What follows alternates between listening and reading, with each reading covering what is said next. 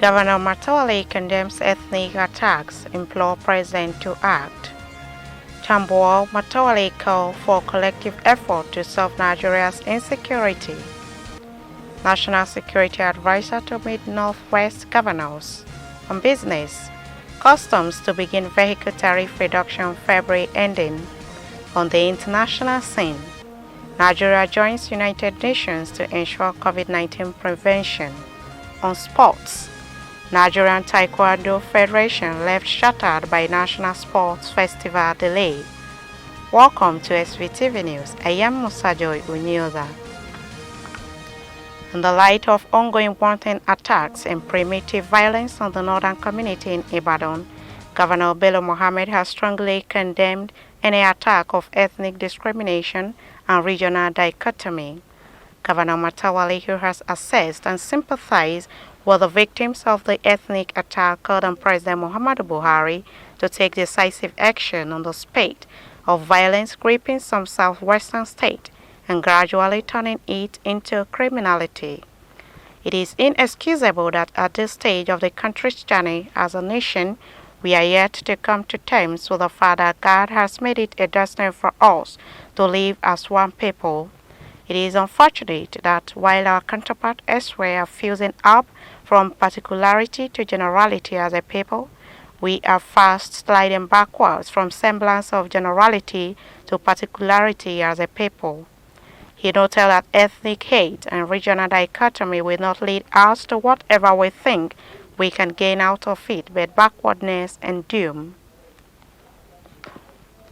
The government of Gombe, Benue, Adamawa and Zamfara have signaled their preparedness to receive herdsmen relocating to the north. The Northern Elders Forum had in a statement issued on Friday by its Director of Publicity and Advocacy, Dr. Hakim Baba Ahmed, called on northern governors to prepare to receive law-abiding Fulani herders who may be compelled to relocate to the north. In a response, the Director General Press Affairs Gombe State Government House, Ismaila Misili, said the state was ready to accommodate its citizens upon their decision to return home. Mr. Misili said anybody that is from the state and has gone anywhere to look for greener pasture and now for his own reason decide to come back home is welcome.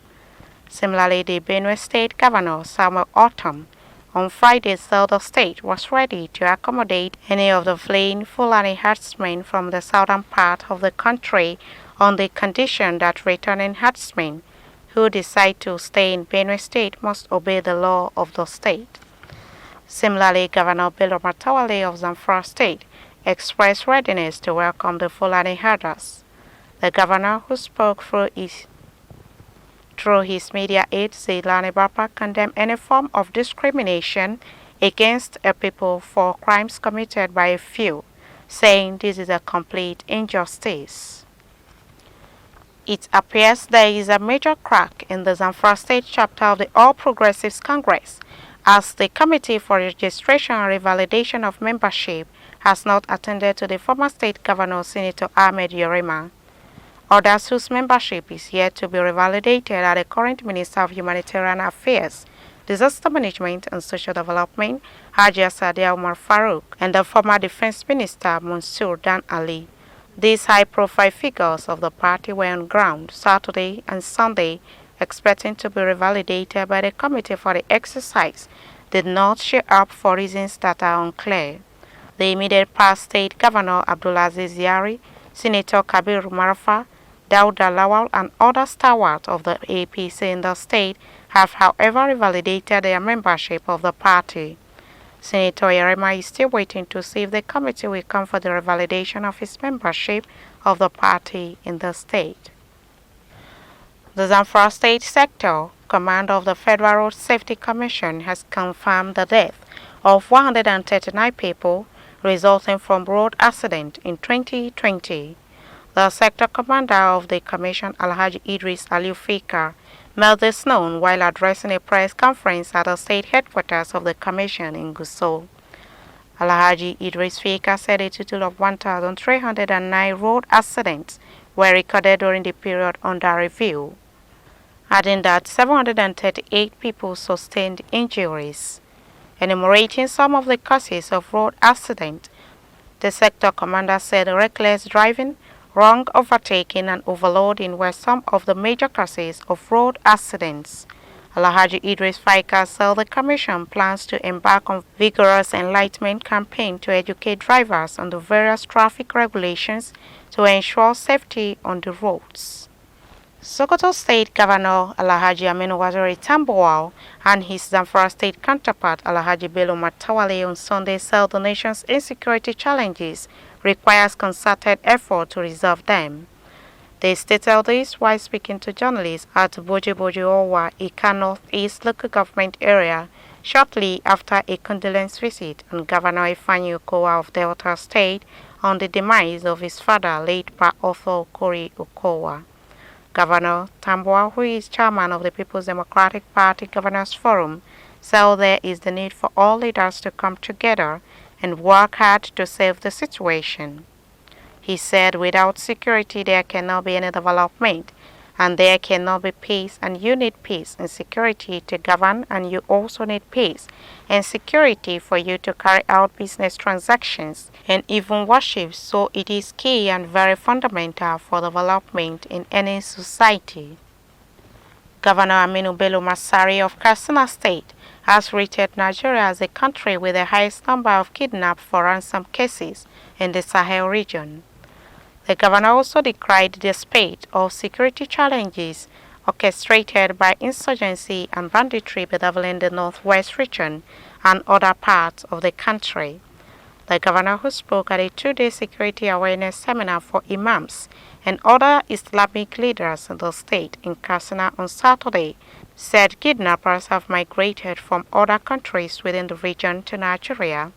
He stated that kidnapping and killings of innocent citizens across the country has remained a daily occurrence, and the menace needs to be tackled by all and sundry, instead of depending on security agencies whom he said are grossly inadequate.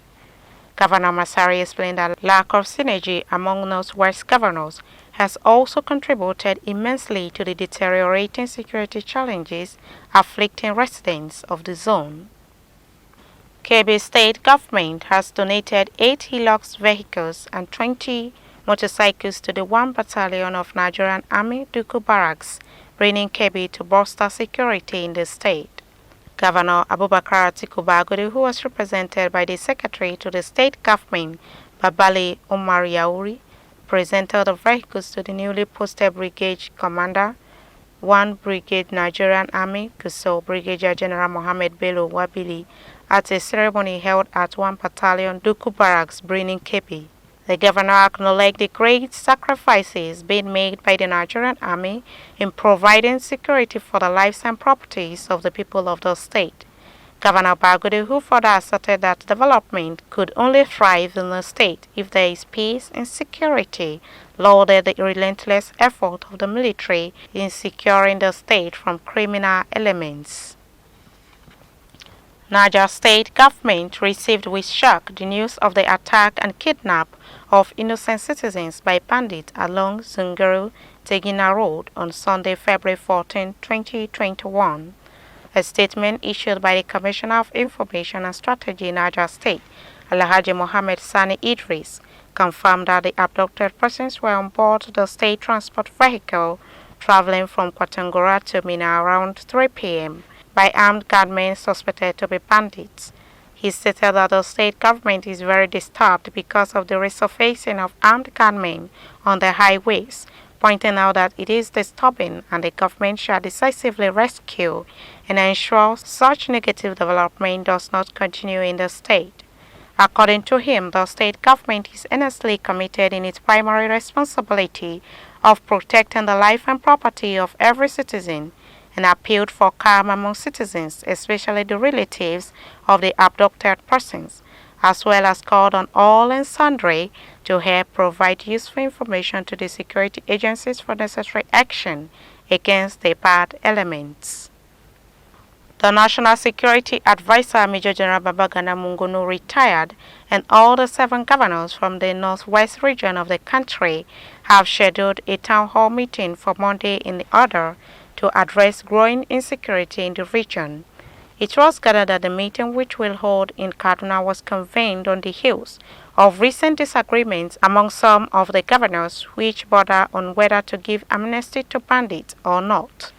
A statement made available to journalists on Saturday by the Office of the National Security Advisor noted that the first town hall meeting is expected to provide direct assessment of the security situation, generate local feedback and recommendations, encourage geopolitical synchronization of effort among states, and to also create a pathway to lasting peace and security. The Office of the National Security Advisor said the federal government is deeply concerned about the current spate of criminal activities, and it is taking major steps to strengthen the capacity of security agencies while upgrading the security architecture and implementing a multi-pronged strategy that involves political, humanitarian, economic, and security measures.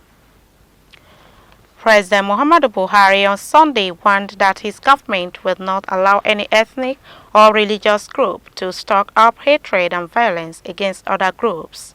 He therefore vowed that his government will protect all religious and ethnic groups, whether majority or minority, in line with its responsibility under the Constitution.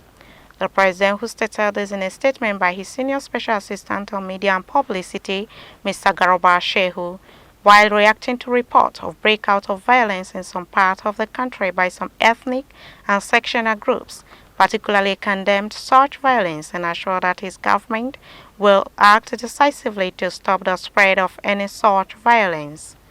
He appealed to religious and traditional leaders, as well as governors and other elected leaders across the country, to join hands with the federal government to ensure that communities in their domains are not splintered along ethnic and other primordial lines. A bill to regulate the qualification for the practice of journalism in Nigeria is scheduled for second reading at the House of Representatives. Contained in the Nigerian Press Council Amendment Bill 2019 and sponsored by Francis Arbo, the bill will make it mandatory for practicing journalists to have degrees or higher diploma in media-related courses. The bill particularly seeks to provide that only a person who has first degree, higher national diploma in journalism, media art, or communication or postgraduate certificate shall practice as a journalist. It would also increase the punishment and fine for untrained and fake journalists. The federal government says the economy is continuing to recover in the country. The government says this follows a slowdown in the economy's decline by 3.6% in the third quarter of 2020 compared to the second quarter of the year. The Minister of Finance and Budget Planning, Hajia Zainab Ahmed, said some of the country's economy were showing resilience as they continue to grow. Hajia Zainab Ahmed, who made the remarks at the closing of the Deloitte Economic Forum, which outlines Nigeria's economic recovery plan for 2021, said the country would emerge from its recession this year. Still to come your way is the business, the international, and the sport. But before that, a quick commercial break. Stay tuned.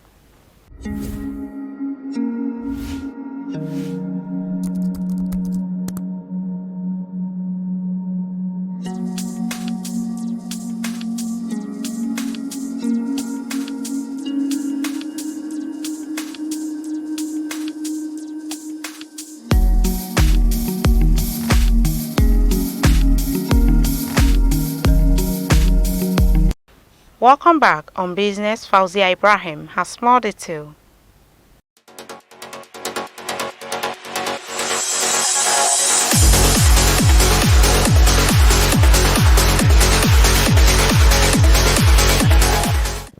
Hello there, welcome to Business Updates. The Nigerian Customs Service NCS is to commence implementation of tariff reduction on vehicles before the end of this month. The NCS Comptroller General, retired Colonel Hamid Ali, made the announcement while addressing newsmen in Abuja on Sunday. He said that the commencement of the policing followed the transmission of the directive to the NCS by the Federal Ministry of Finance, Budget and National Planning. It could be recalled that on January 26th, the Customs Boss had said that the NCS was awaiting directive from the Ministry of Finance, Budget and National Planning on the implementation of the Act. President Muhammadu Buhari signed the Finance Bill 2020 into law on December 31, 2020, stipulating downward review of excise duty on tractors and motor vehicles for transportation. The Comptroller General said the act was transmitted to them and the minister mandated them this week to start working on it, although they have to develop certain regulations and measures on how they intend to implement the law. And that's all on the business update. I'm Fawzi Ibrahim. Do have a nice day.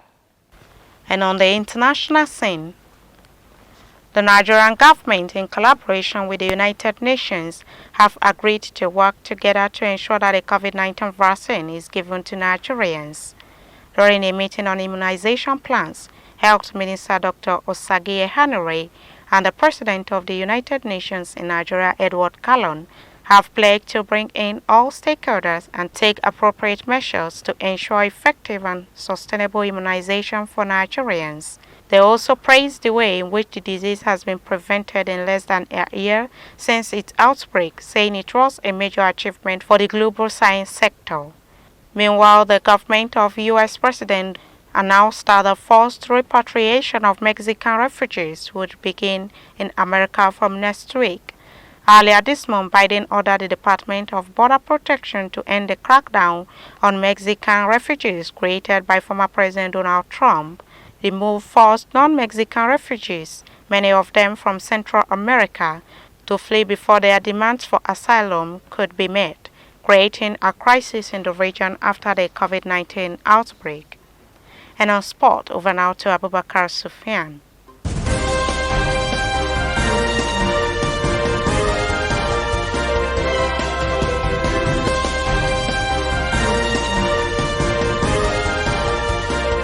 Hello, welcome to Standard Voice Television Sports Room. I am Abu Sufyan Abubakar, and as usual, I bring the sports updates. The Nigerian Taekwondo Federation (NTF) has said its athletes have been left shattered after the country's national sport festival was postponed for the fifth time.